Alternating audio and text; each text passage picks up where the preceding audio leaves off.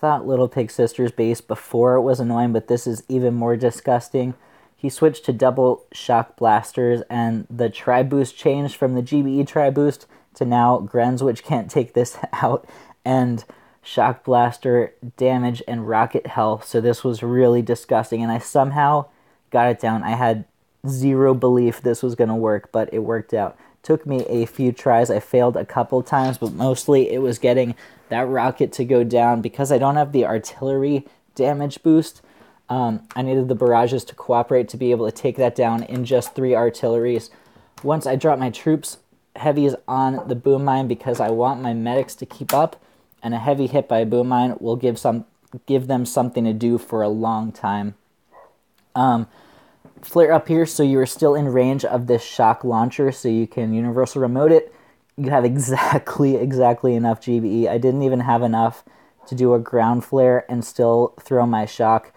You need 2 smokes here or your troops will peek and the machine gun will hit them. Critter box, universal remote, shock. You don't need a med kit. That machine gun will go down right away. Clear the mortar.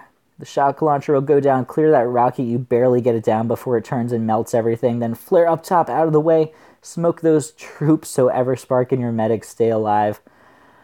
As you turn the corner and come down toward the base, you can shock the flamethrower mortar, shock blaster all in one shock, and that will help you keep your troops alive. Passive critter should handle the rest of the stuff for a little while. Once I did that first one, I threw a universal remote on the mortar, and I started shocking the back shock blaster instead once I was in range of that. There you go. I didn't want that mortar to fire because it'll one-shot just whatever it hits, and that's really risky. I made a mistake my first time getting this far in flaring the HQ as soon as that shield was down, which was a mistake because it groups your troops up way too tightly. The rocket and shock launcher will put in too much work that way. You really want HRZCM to spread out a lot, so the splash damage stuff is mitigated because it isn't splashing on as many things at once. Throw critters and shocks on the shock blaster as much as you can to try to keep your troops alive, and that'll give you just enough time to have your critical mass of troops to be able to take down the rest of this base. It's still really tight, even if you pull it off perfectly. Barely got that down. It was really, really pumped to get that 10 boosted ice with this tribe and 3 offense. Yeah, got it. And one more. I have the legend level 3 former #1 global and mega crab, Master Morty himself.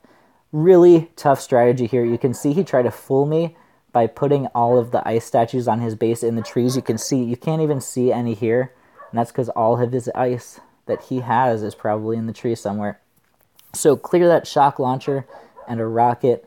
The key thing to this attack is the 8 boats of Rifleman plus the healing power of Dr. Kavan. He really is the backbone of this attack that makes it so successful. Shock that splash damage. Throw another artillery on the rocket because you weren't paying attention and you didn't get it down all the way. Throw some med kits as you hit those mines because those will kill your troops.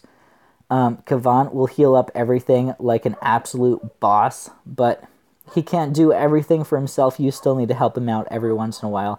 Medkits on the flames, shocks on the rockets, clearing all the things, and make sure that when you get to this midpoint of the attack, you are not done. You can't go for the HQ yet. You have to clear both rockets, then reflare into the middle, and go for that machine gun on the opposite side, or it is liable to take down everything.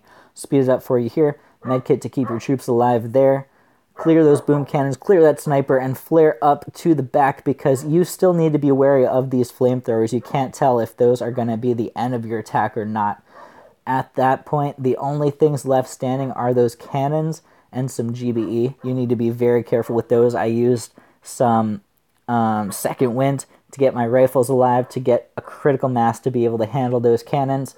Once I got over to that last cannon, I was really crossing my fingers that I had enough troops to take it down and barely managed to.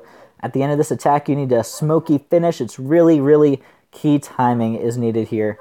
Smoke again, and boom, down she goes. Really hard attack. I can't promise that this is something the average player can pull off. But if you are able to, props to you. You might be just as good as Master Morty himself. Hope you guys enjoy this. Until next time, my name is Ryan. This is the PSC Life. Happy booming.